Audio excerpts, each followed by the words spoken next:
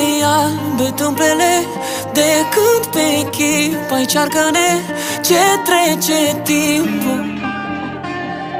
Tu, tată, de ce-ți sunt slabe brațele când te-au lăsat puterile?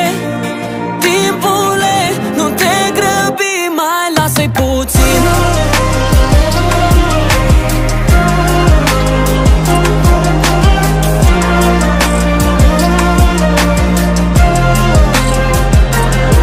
Ai vrut să mă fac mare, să fac bani, mamă, să nu trăiesc și eu ca tine aceeași traumă.